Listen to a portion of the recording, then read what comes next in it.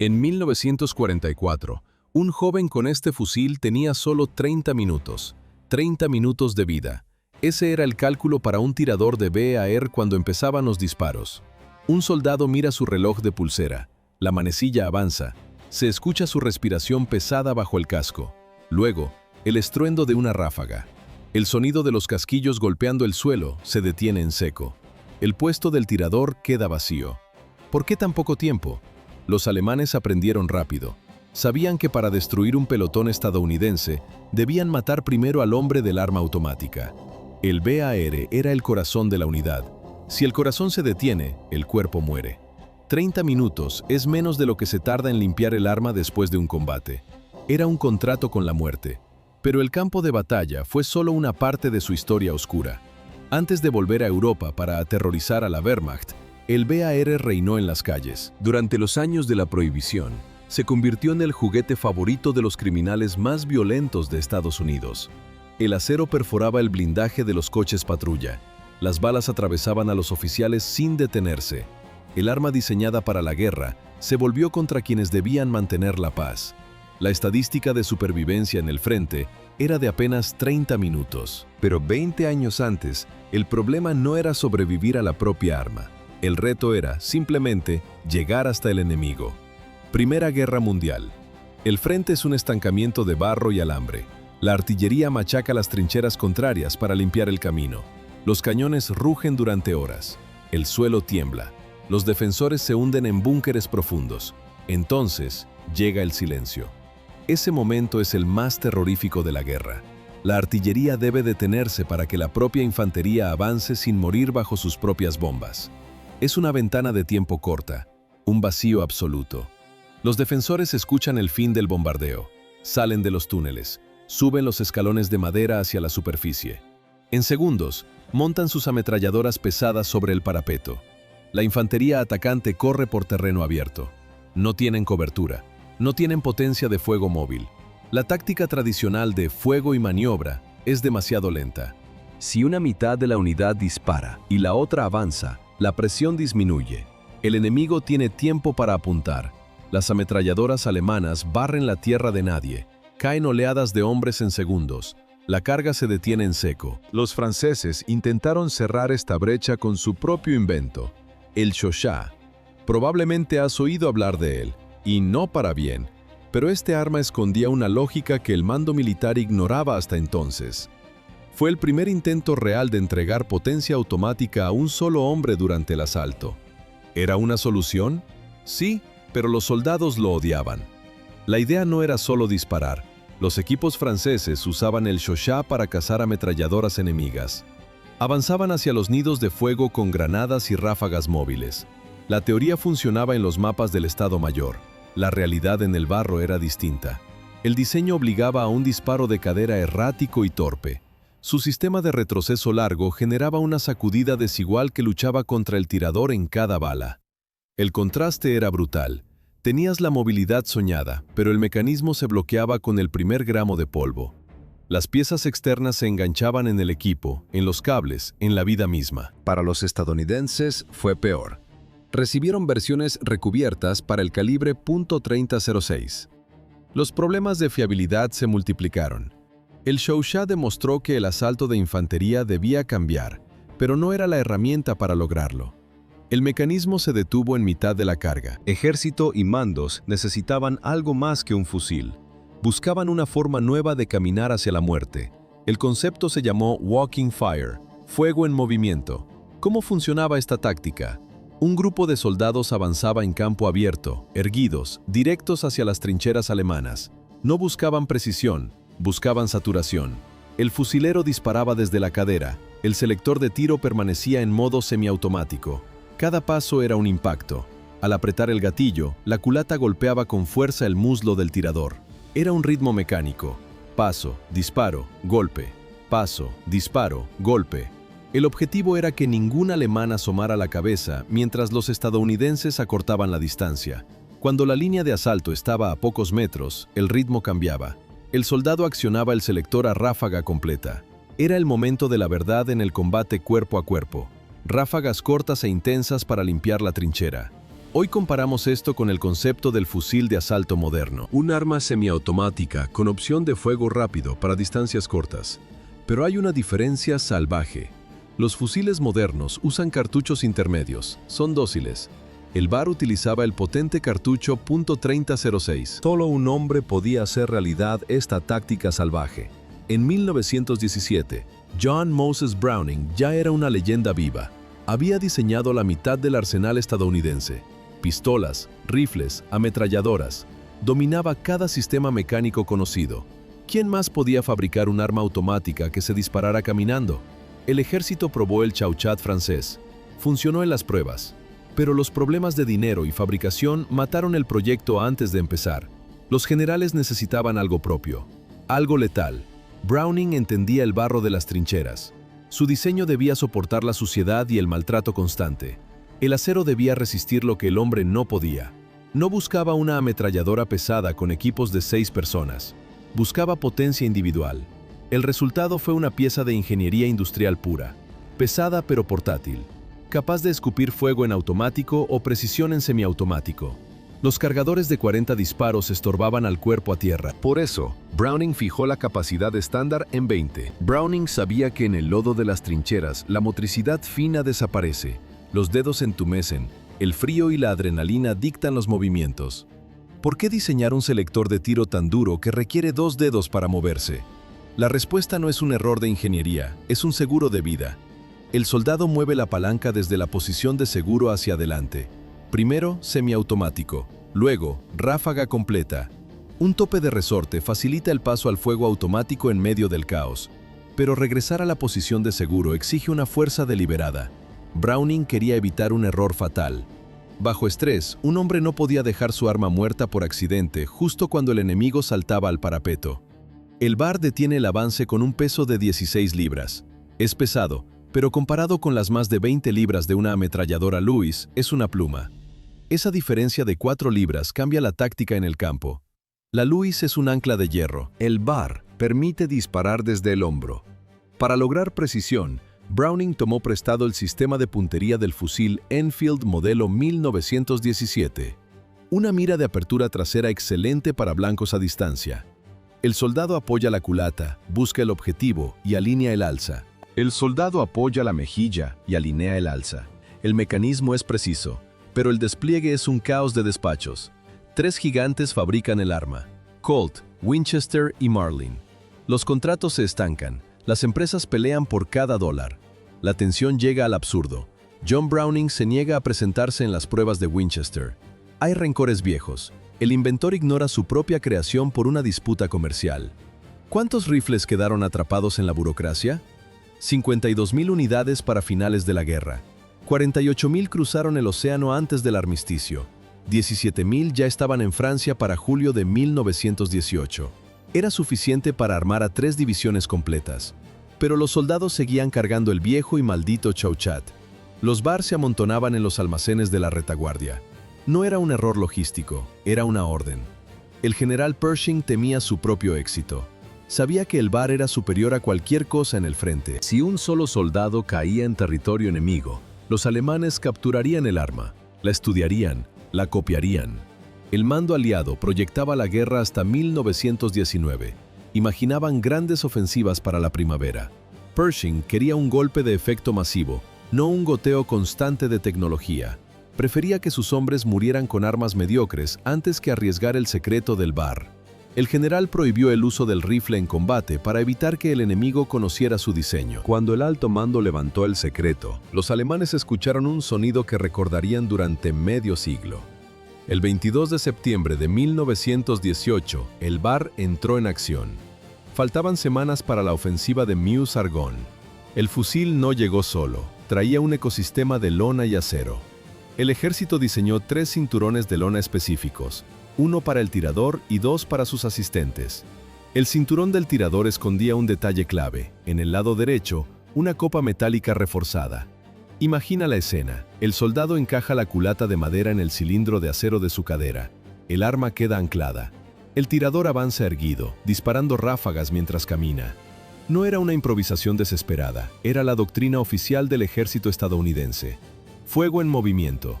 ¿Por qué confiaban tanto en él? Los datos del frente fueron brutales. En operaciones similares, los soldados abandonaron 400 fusiles Chouchat por fallos o peso.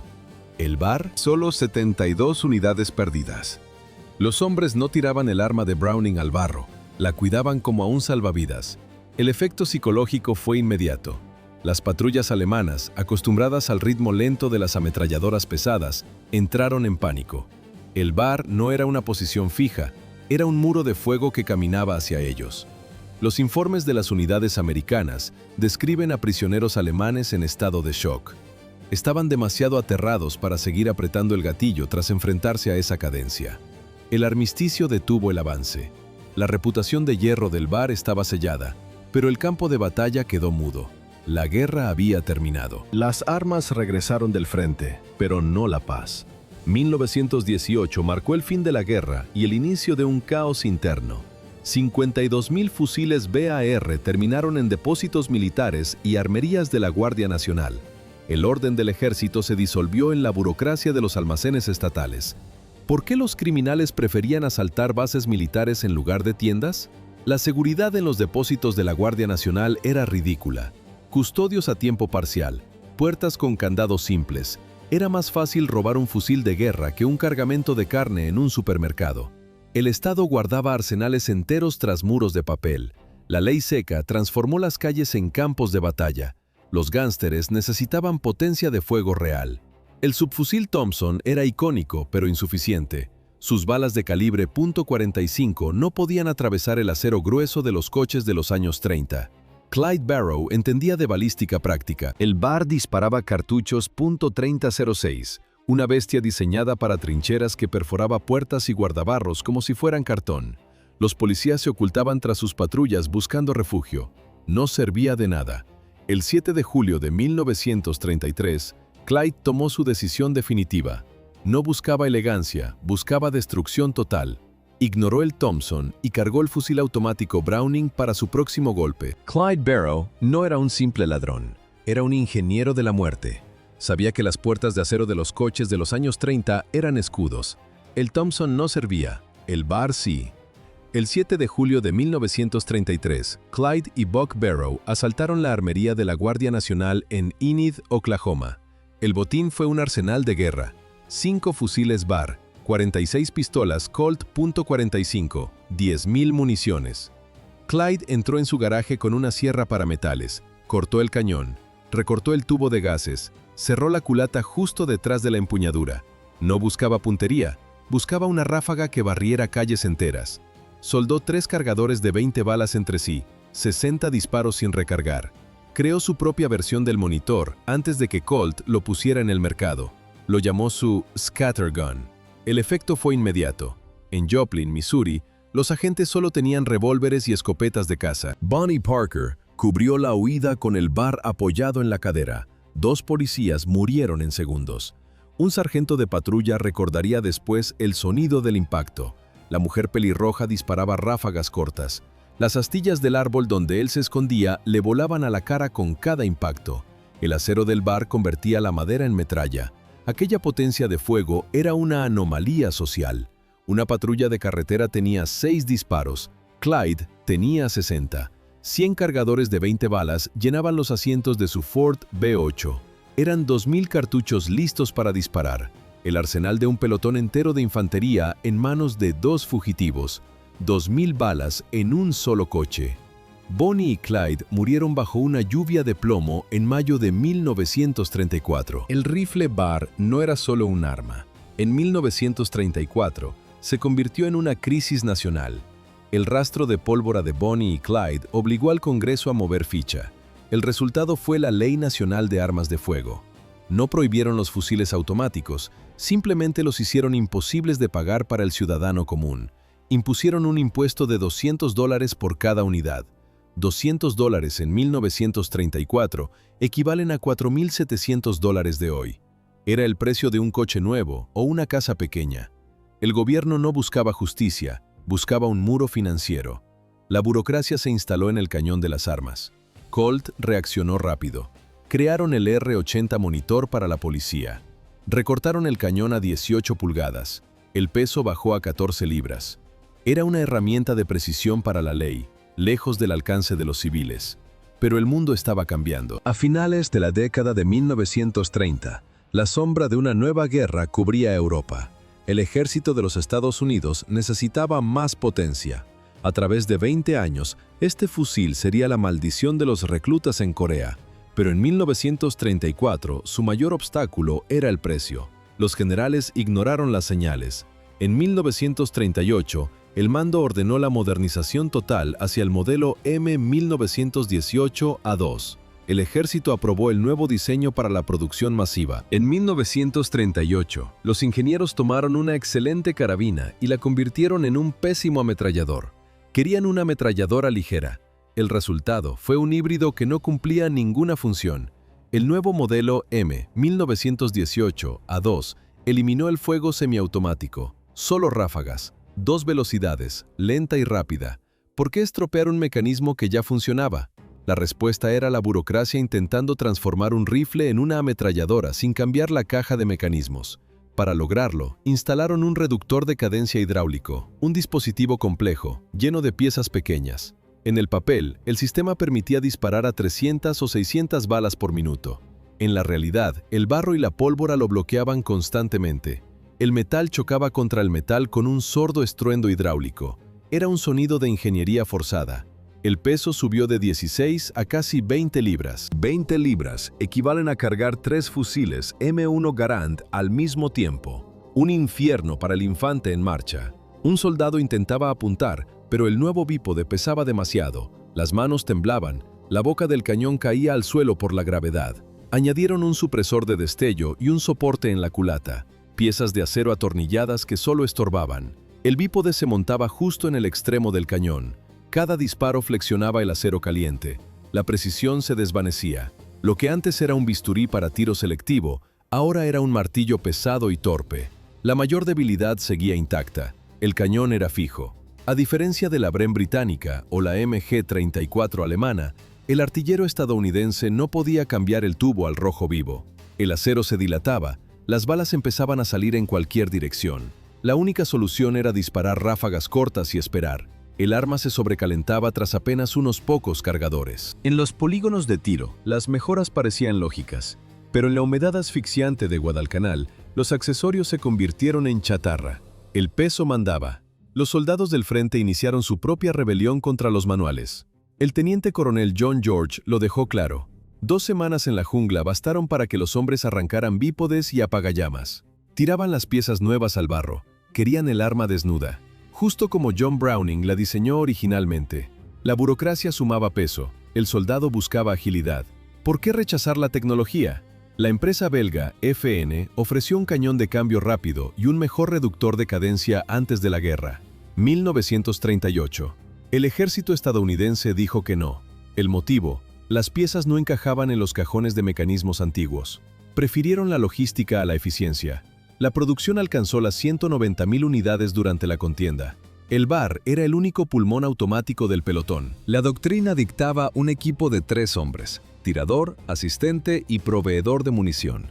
El tirador cargaba con 11 cargadores, 220 cartuchos en total.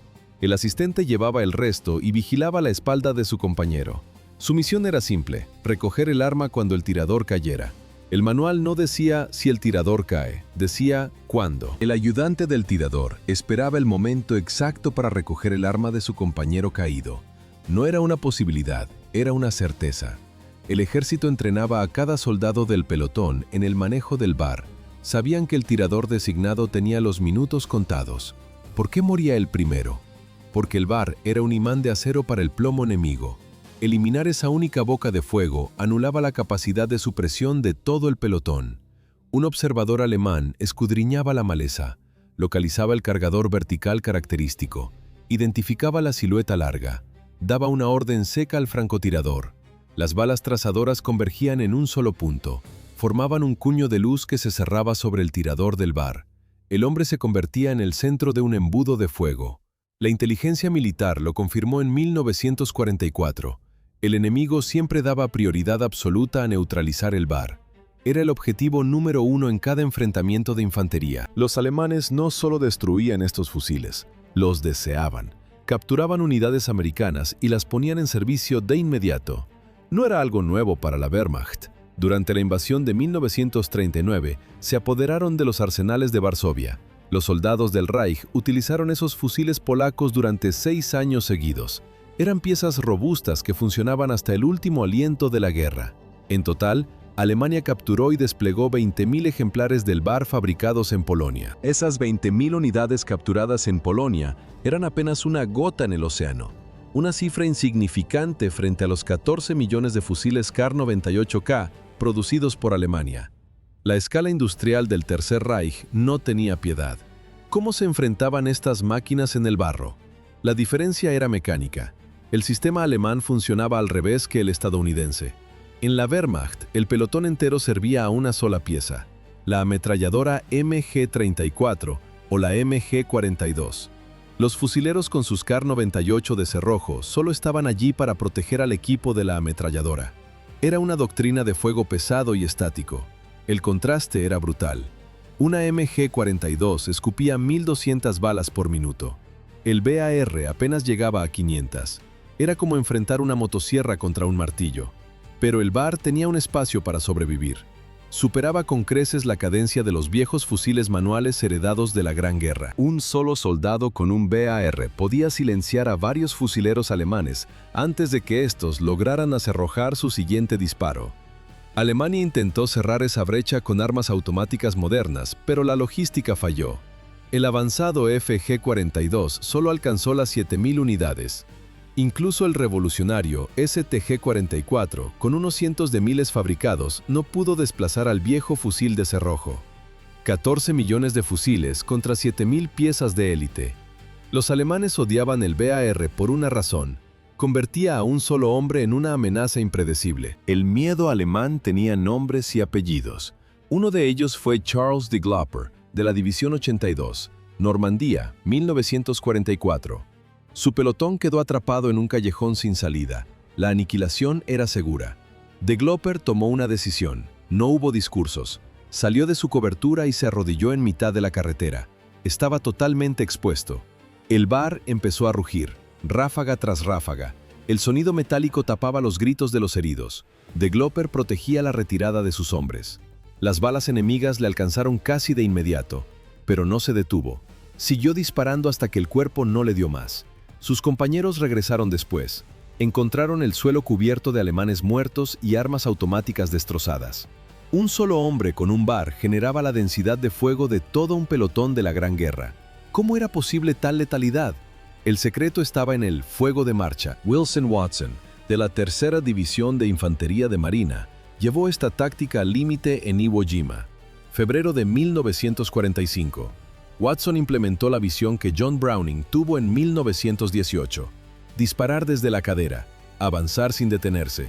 Watson cargaba contra los búnkeres japoneses. El cañón del VAR escupía fuego mientras él corría. Los defensores no podían asomar la cabeza. Cambiaba el cargador en movimiento. En 2 días mató a 60 enemigos. Sus compañeros lo llamaron el regimiento de un solo hombre.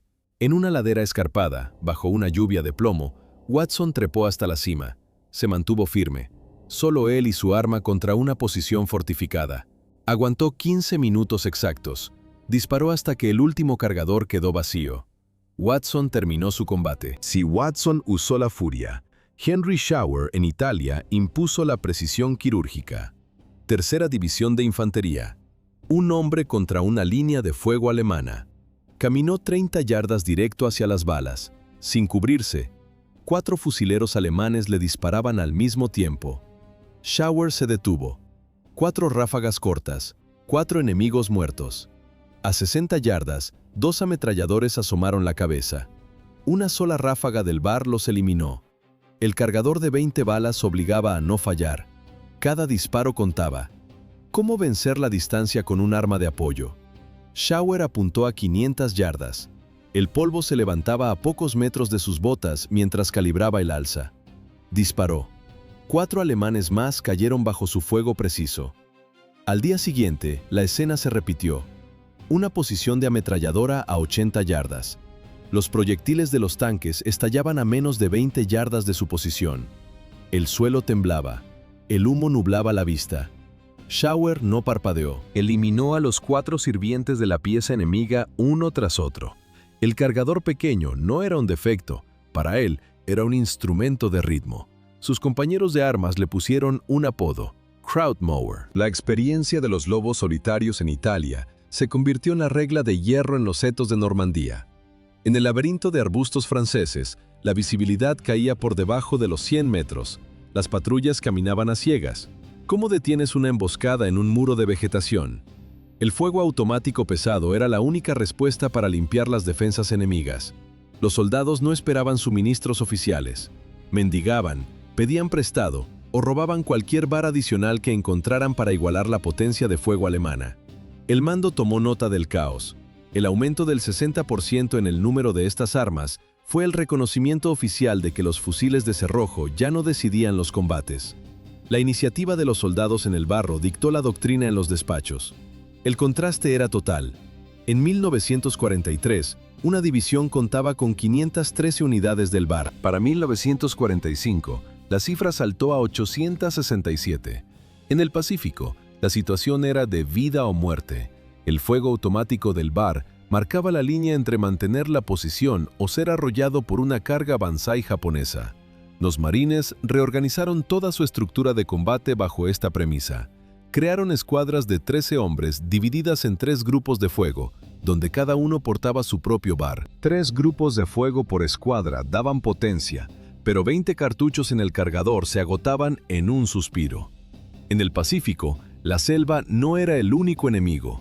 El clima devoraba el acero y la madera. La humedad convertía el fusil en un bloque de óxido. El cilindro de gas nunca recibió una mejora a acero inoxidable.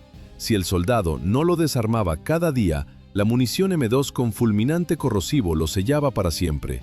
El arma se volvía un poste de hierro inútil. El tacto era viscoso. Las culatas de madera se pudrían y se deshacían en las manos bajo la lluvia constante. Firestone Rubber tuvo que intervenir. En 1942, el fabricante de neumáticos empezó a producir culatas de plástico para detener la descomposición. Era un parche para un diseño al límite. La verdadera pesadilla era la cadencia. Un soldado vaciaba su cargador en apenas 2 o 4 segundos de fuego sostenido. El VAR obligaba a recargar constantemente en mitad del caos. Mientras tanto, las ametralladoras alemanas alimentadas por cinta disparaban 250 balas sin detenerse. Las selvas del Pacífico quedaron atrás, pero las montañas de Corea heredaron el mismo problema. El cargador de 20 proyectiles seguía siendo un límite insalvable. Browning diseñó el VAR para caminar disparando en las trincheras de 1918. 4 décadas después, los soldados lo usaban en un rol que su creador nunca imaginó. ¿Por qué tardó tanto en irse? El ejército no encontraba nada mejor. El VAR sirvió en Corea y llegó hasta los primeros años de Vietnam. Algunos soldados lo preferían por su potencia de fuego, ignorando su peso y sus carencias. Era un veterano que se negaba a jubilarse porque su relevo no llegaba. En 1957, apareció el fusil ametrallador M60. El cambio era inevitable. El nuevo estándar de la OTAN exigía el cartucho 7.62 por 51 milímetros. El cañón fijo y el cargador corto finalmente sentenciaron al viejo diseño. El VAR permaneció en servicio activo durante 40 años.